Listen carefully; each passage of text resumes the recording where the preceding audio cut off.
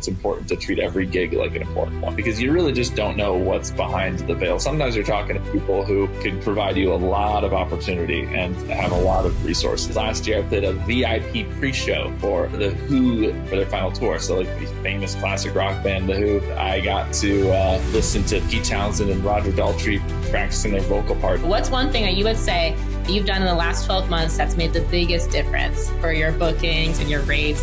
What would you say to that? A lot of it comes down to the things we talk about in music work all the time.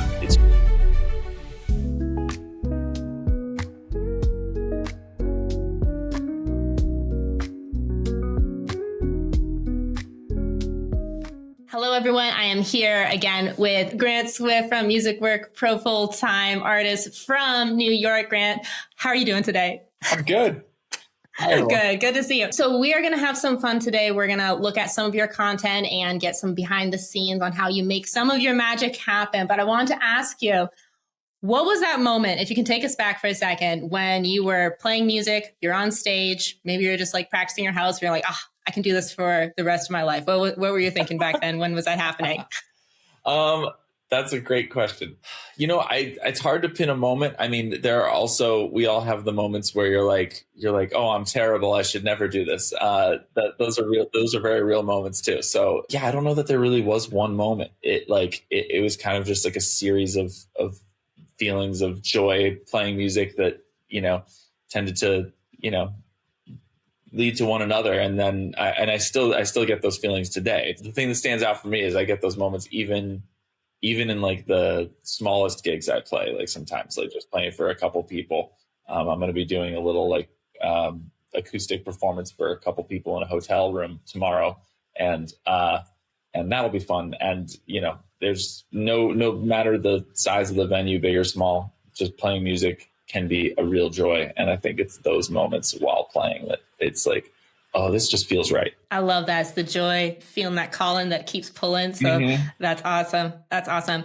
What is one of, maybe recently, maybe in the past, what would you say is one of the most memorable gigs you've played, and what made it stick out to you, would you say? Right now, I was actually just writing a little email blast to all the people I've worked with over the last couple of years and getting that ready to send out. And so I was kind of reflecting on what some of the highlights were from the past year. I mean, I will probably never forget the one I played last year. I played a VIP pre-show for the Who, their final performance at Prudential Center in New Jersey for their final tour. So like the famous classic rock band, The Who. I got to like play this opening kind of thing for people who had, the fancy tickets. And I got to listen to Pete Townsend and Roger Daltrey practicing their vocal parts, like just steps behind me, which was kind of surreal and super fun to like be in the same space as those guys playing music as a pre-show kind of thing.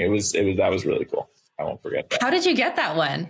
That the same way I get a lot of gigs. That one may have been gig salad. It may have been someone like just texting me randomly.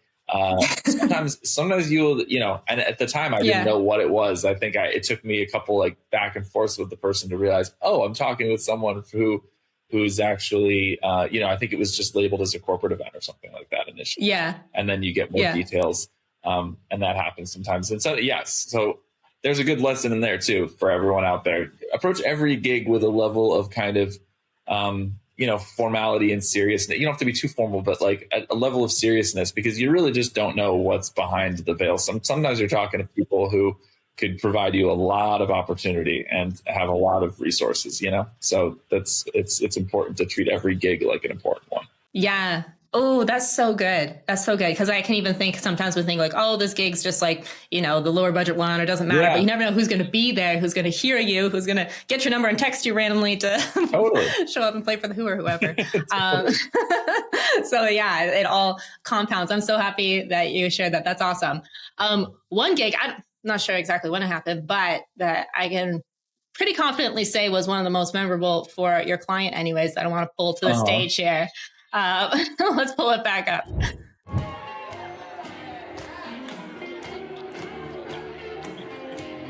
Remember this one? I do. I love how you run there. It just makes me smile every time. picture it. This is fun. Yeah. This is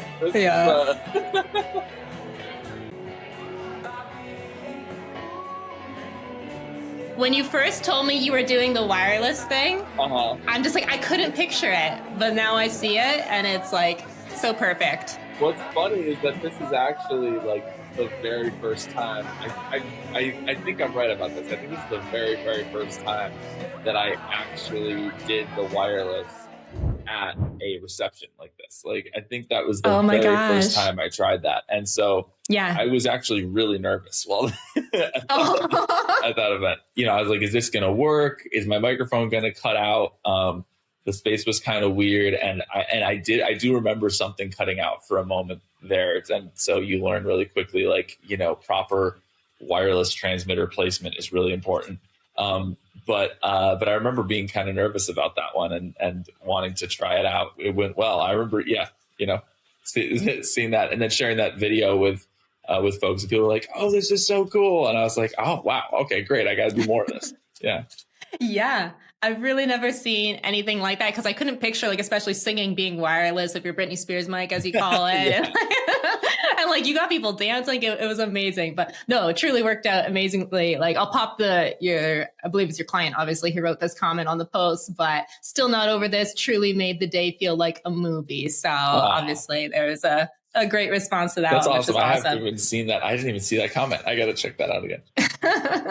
Yeah, I'm assuming it's Brad, but no, that's so fun. I love it. Have you been doing more of that since that you've put that video out there? I know you're a big corporate guy. I have another video of you getting corporate people dancing, so it's kind of, you got a secret card there. But yeah, I do a lot more of the corporate events than I do weddings, and so I definitely continue to do the wireless thing. In fact, that's kind of become my main offer when I'm booking, like, even smaller kind of events, but that is definitely the main appeal I'm kind of making is the one-man band thing with a wireless setup that allows me to move through the space, interact with people. And yeah, it's been great. A lot of time it works, I think, in both settings like that, with a reception where people are trying to dance and really want to move around and are having, you know, kind of high adrenaline kind of time. And then it also works in spaces where people are just kind of mingling, and there's something kind of novel about like, oh, look, the musician's walking around. and you know, and also I think one of the reasons I think I like it is it brings a certain kind of liveness to the performance. I often get confused with a DJ. People will think that like what I'm playing is pre-recorded backing tracks or something like that. And sometimes walking through the space, playing the guitar in real time, you can see people's eyes kind of light up like, oh, I thought I was listening to some, you know, to the radio or some background thing or something on Spotify or whatever. And it's a fun way of like bringing the live element into people's consciousness. You know, that's how I think. Yes. Yeah. Yes, because it is like a compliment / not when people are just like, oh, I was hearing music through the speakers. I assumed it was like Spotify. It's like, you know what I mean? We've gotten that before, but it's when you're moving around, you get to interact with people. Totally. I absolutely love it. Hey, real quick, if you're a musician who loves performing and loves creating incredible experiences for people at live events, then why not join us in the free Musicwork community on School? It's a safe space for like-minded people with an active forum of hundreds of members from all over the world where you can connect, hang out, learn, and share. There's also a classroom where you can learn how to get booked for higher-end private events, a members map, and event page. There's no algorithms, no ads, just real musicians looking to grow together. And right now, when you join, you can also get a free standard profile on musicwork.com to help you connect with clients for private events and promote your public shows. To join, you can scan the QR code on the screen or simply click the link below in the description. See you there. I want to dig into, because, I'm happy you explained a little bit about what you do and what makes you unique and some of the mystery behind it. Most of it I still don't understand, but you're a live looping artist. And so I'm curious, when you're making your arrangements, like on the fly, are you adjusting to the room? Like if you can get like a party going, dance party, is that like a different sort of like beat you're going to add in or arrangement than what you do if it's kind of like more a chill cocktail hour? Or what's your approach like in the moment? Totally. Yeah. I mean, one of the reasons I like playing to no pre-recorded tracks or anything like that, and I don't use any pre-recorded beats or click tracks or anything like that, is because I have that kind of, I like the live element of that flexibility, where if it's a kind of upbeat party, yeah, it's probably going to be at least a few BPM faster, you know, and sometimes a fair bit faster. Sometimes like boost it by 10, 15 BPM just to keep the energy up, or to do some kind of medley, segue it into a song that might normally be a little bit slower, but you're now going to play it a little bit faster. Yeah, it totally changes the way I put together the arrangement. So it's really a learned process for me. It's like hard to articulate out loud, but yeah, I have different like drum sounds, for example, that I cue through my MIDI keyboard, my MIDI controller. And so I've got a drum pad on there, a 16 pad drum pad. So you can kind of play it with your fingers like you would an actual drum kit, but it's these little pressure sensitive pads.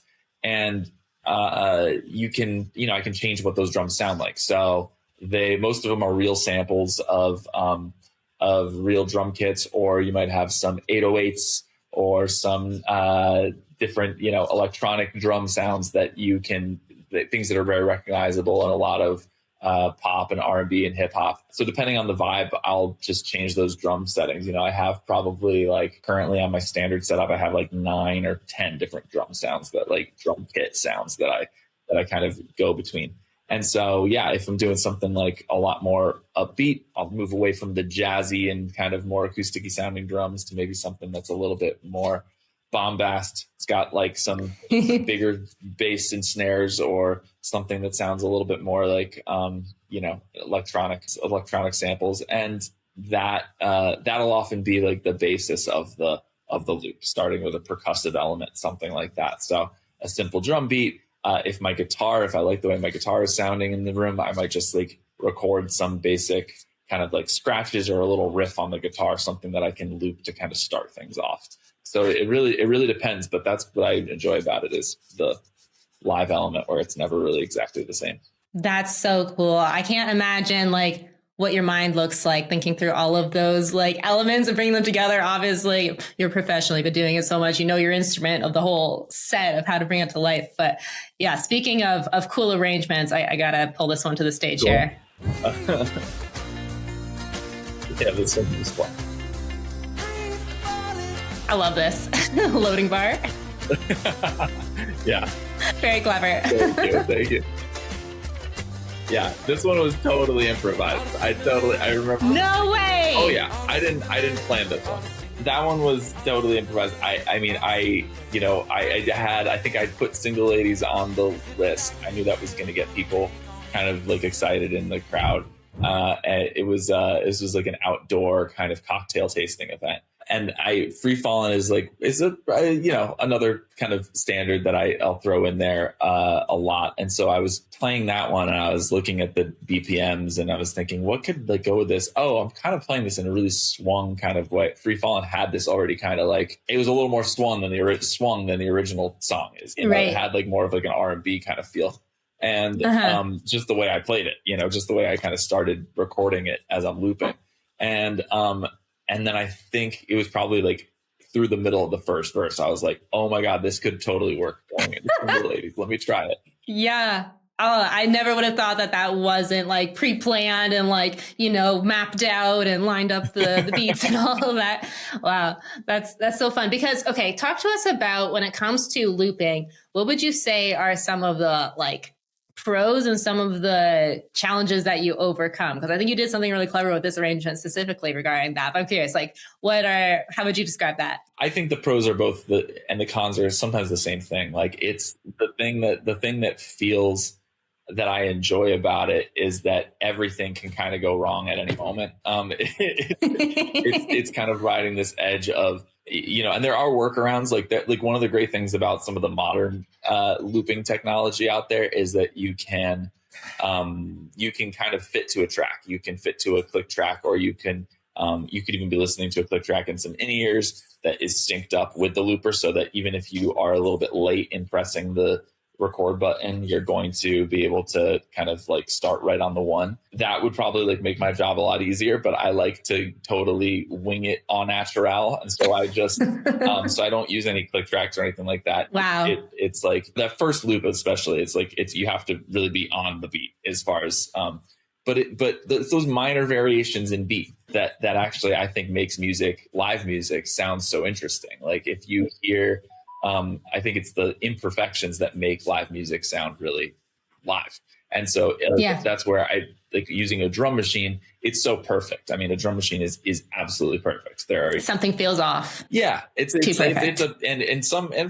styles, certain people, there's nothing wrong with it, but it does feel too perfect. And then when you're throwing live elements on top of that, there's some kind of dissonance there. And so I like starting everything kind of totally live. And the con of that is that, of course, if you mess it up and there's like people are looking to you to start some cue and you're at some corporate event and I mess up that first phrase, I need to start over. and there's like, you risk making the moment kind of awkward.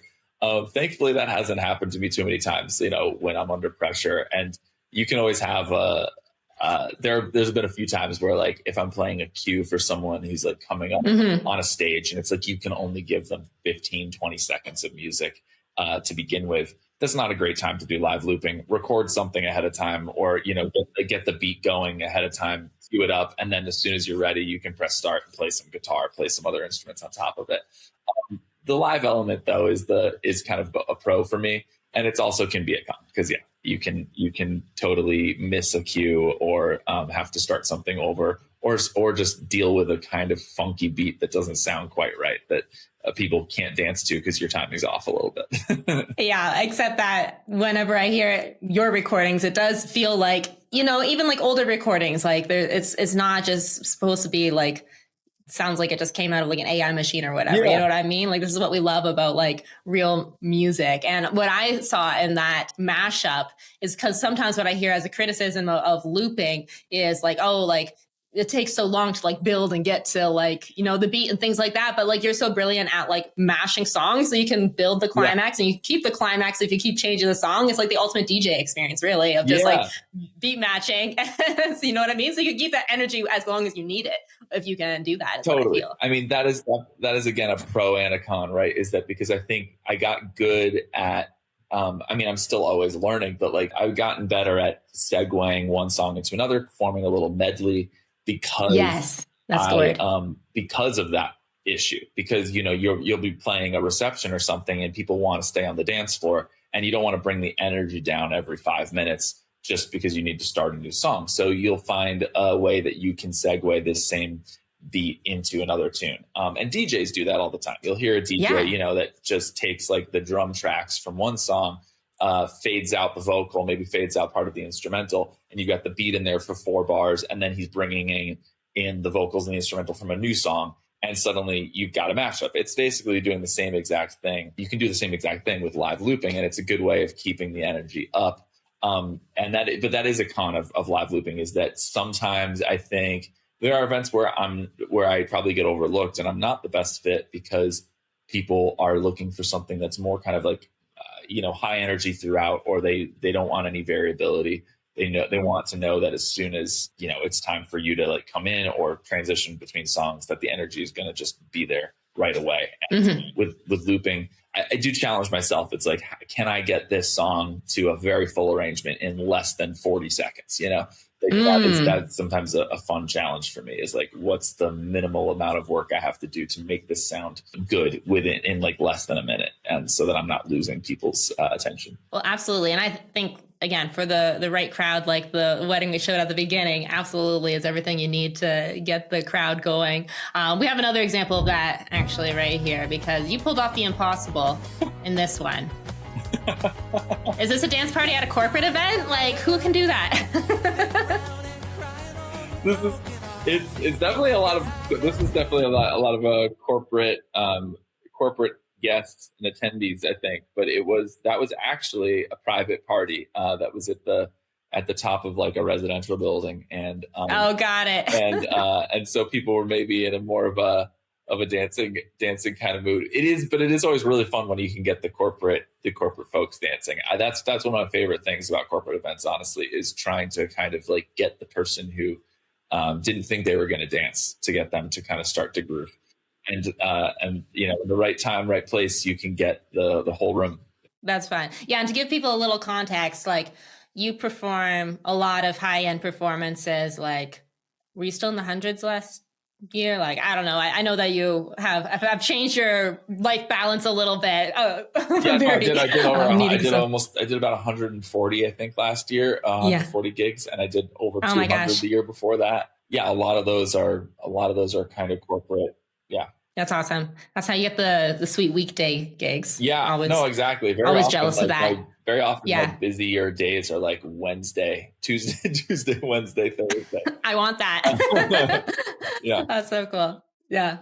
No, that's awesome. And I got to mention it because it caught on the screen, because everyone who's panicking like I was, it's your picking hand that we had. Yeah. So we can still go. I broke my finger. I'm like, oh no. Like a week and a half ago, and I will be fine. It's going to just take another few weeks to heal, but I can take this thing off in about a week. And it's my picking hand. I can still do this with the pick. Finger picking is out for now, but I should be back at it soon. Yeah. Let's do one more, because this is so fun. Oh, this is good. Yeah. When I heard the beat, I'm just like, what is it that you did differently about it? And it's like, yeah, I read your description and the caption. It's more syncopated, got that extra groove to it. I did this with into a reggae song or out of a reggae song, I think. Jason Mraz always sounds very reggae-ish to me, but again, it's kind of like leaning into that beat. To go back to what you're asking about live looping too, I think the part that I find really fun, and also I'm always getting better at, because the more music you listen to and the more you try to like internalize beats you hear, the better I think you get at this. But it's like, yeah, hearing a beat in your head, especially trying to hear a beat in your head while you're actively hearing a different beat. Hearing a song that you're playing fading out and turning down the volume on that while I'm also thinking about the beat that I'm going to play next. Yeah, trying to just feel a groove that can work with multiple songs. And in that case, I think that was also somewhat improvised, where it was maybe two songs that I played together before, but I had never quite swung it kind of like that. And and one was just, I was a little nervous going into one to the other, because, you're singing, you're playing guitar, you're thinking about three other things, and suddenly your playing can start to fall apart. So you have to maintain focus. Yeah. Like, I mean, I think that's part of like the energy of a live performance too. Like, we're feeling that, like, what's going to happen next with you. And it's truly is something new each time you're doing it. Like, I wasn't sure how much of what you're doing is copy and paste, but clearly you're having fun creating new things every time, which is incredible. I would say that I would say also as a challenge to people out there, like musicians, try this next time. Next time you're playing a song that you always play, try just like speeding it up a lot, or slowing it down even. Slow it down a lot, like a lot. Try playing it like, 30 BPM slower than you normally do, and see if you can do it. And the funny thing is, if you play it to a metronome, I guarantee you will just start to speed up, because you're so used to playing it at that faster tempo. And it's one of those things that we kind of forget that our brain is having to do that work constantly. And so it's fun to be able to challenge yourself to get outside that comfort zone and realize, oh, like a lot of how I hear rhythm in this song is contingent on having this kind of set tempo that I'm used to playing it at. And when you change that, things can go off kilter really fast, but it's a really great way to practice. Yeah. Challenge yourself. I love that. Okay, so I know we just have a few minutes here, Grant, but if we can put out some advice for the younger folk out there. You've grown a lot over the past year, especially. I know you've been a six-figure musician here and have been working really hard for it. But what's one thing that you would say that you've done in the last 12 months that's made the biggest difference for your bookings and your rates? What would you say to that? I mean, it's always, for a lot of it comes down to the things we talk about in music work all the time. It's treating it like a business. It's like sitting down and really keeping track of what you've got coming in, what you've got going out, like what are your expenses and all that kind of stuff. I think once I started using a CRM and tracking that stuff more consistently, I think that helped a lot, because it also puts in perspective the number, especially if you're just starting out and you're getting a lot of gigs through affiliate listing platforms or Instagram. More and more people I know are just like, if you've got a good social media presence too, then that's great. God bless you that you've got like that people can get all kinds of, I've met people who have their entire career just from Instagram DMs. And that's really great, but inevitably things slip through the cracks. We were just talking before we started that, you know, like people who reach out and you're already booked on a certain day, or it won't work out for some reason. Instead of putting those leads in the trash or, you know, archiving them, forgetting about them, do something with them. Set those up on people who you can check back in with next year, you know. And I think staying more on top of all my potential leads and clientele in a kind of systematic way so that you don't lose track. So you're not driving yourself crazy, like setting yourself follow-up reminders and that kind of thing. That's a very broad generalization, obviously, but it's like that's probably the biggest thing that has, I think, changed in the last 12 months is I think I'm just more organized when it comes to all of that. I love that. It's so true. It's like the simple things, just doing them, you know, well, and setting up those systems so it can be very transparent what the situation is, and it becomes very clear how to fix things at that point too. So love that you said that. That's awesome. Super happy for you. But yeah, we won't take any more of your time here, Grant. This has been a blast, jamming out, having some fun here. Thank you for sharing your music with the world and your wisdom behind the scenes here with us today. So until next time, we'll call a day there. All right. All right. Thank you, Allison. Thanks, everybody. Thank you.